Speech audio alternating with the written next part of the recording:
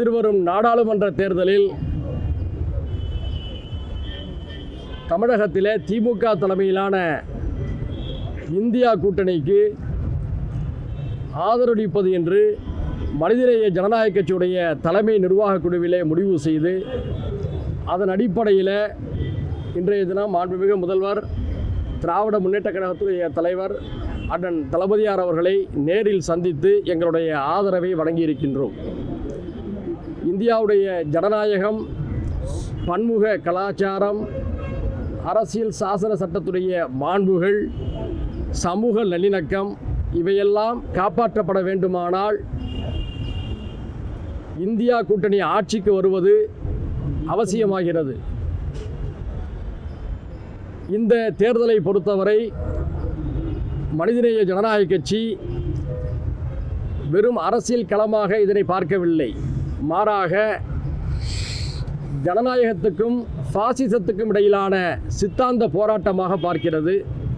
அந்த அடிப்படையில் இந்த முடிவை மனிதநேய ஜனநாயக கட்சி எடுத்திருக்கிறது.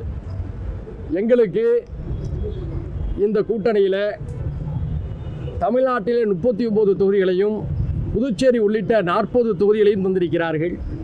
40 தொகுதியிலும்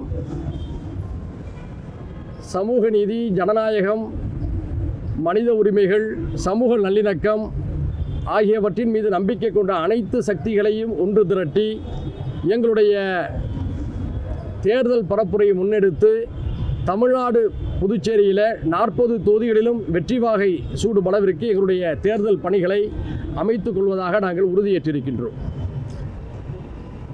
கேள்வி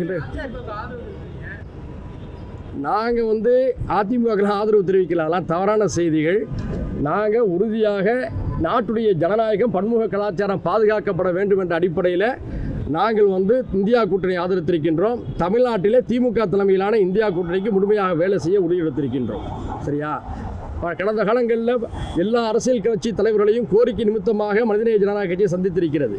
அது கோரிக்கை நிமித்தமான சந்திப்புகள். ஆனால் தேர்தல் நிலைப்பாடு என்று வந்தவுடன் நாட்டுடைய பன்மை கலாச்சாரத்தையும் ஜனநாயகத்தையும் அரசியல் சாசன சட்டத்தையும் பாதுகாக்கக்கூடிய வலிமையான அணியாக இந்த அணியை கருதி இந்த அணிக்கு எங்களுடைய ஆதரவை நாங்கள் அளித்திருக்கின்றோம்.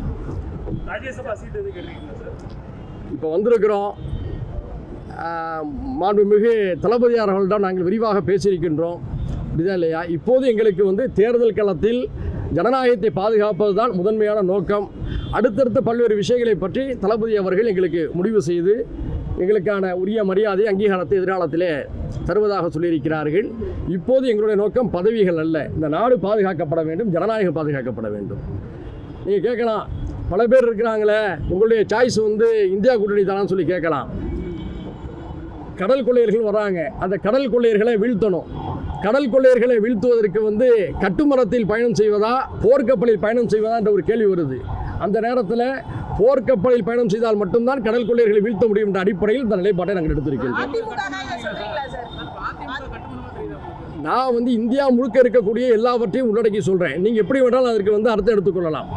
போர்க்கப்பல் இந்தியா கூட்டணி ஏன்னு சொன்னால் சித்தாந்த ரீதியாக வலிமையாக இந்த நாட்டுடைய ஜனநாயகத்துக்காக குரல் கொடுப்பது இந்தியா கூட்டணி. நாடு முழுக்க எல்லாருடைய மனநிலை என்னன்னு சொன்னோம்னா மோடியுடைய ஆட்சி அகற்றப்பட வேண்டும். இதற்கு வலிமையான மாற்று இந்தியா கூட்டணி என்ற ஒரு பார்வை, கருத்து பரவலாக இருக்கிறது. அவற்றையெல்லாம் நாங்கள் உள்வாங்கியிருக்கின்றோம். மிக முக்கியமாக கடந்த 15 நாட்களாக பல்வேறு ஆய்வுகளை நாங்கள் எடுத்திருந்தோம். எங்களுடைய அலுவலகத்துக்கு தமிழ் சான்றோர்கள், சமூக நீதியின் மீது நம்பிக்கை உள்ளவர்கள், அறிஞர்கள் என்று பலரும் வருகை தந்து இத்தகைய ஆலோசனைகளை எங்களோடு கலந்து கொண்டார்கள். எல்லோருடைய ஆலோசனைகளையும் உள்வாங்கி தான் இந்த முடிவு எடுத்திருக்கின்றோம். நன்றி. மீண்டும் சந்திப்போம்.